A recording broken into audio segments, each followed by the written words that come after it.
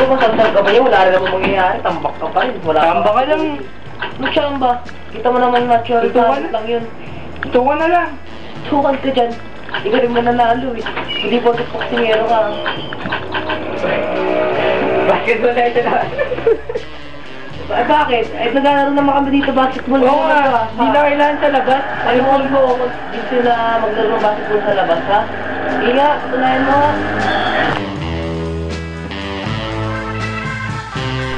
1, 2, 3. Alam mo ba, mas magandang mag-basketball sa labas kasi papawisan ka.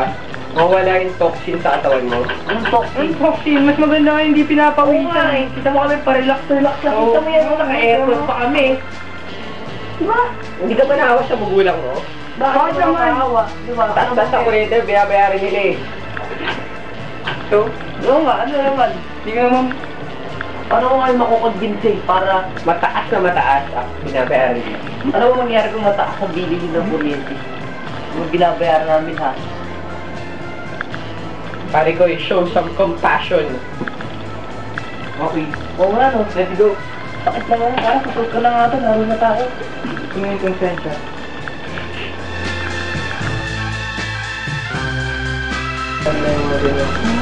Maraming mga produkto at serbisyo ngayon ang sitaasan na ng mga presyo.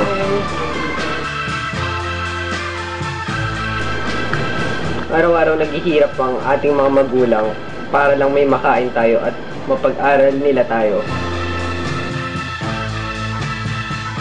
Para naman di sila mahirapan, dapat hindi natin sinasayang yung mga pinagkakaloob nila sa ating mga biyaya. Kasi tayo rin naman yung mahihirapan pag hindi tayo nagtipid eh.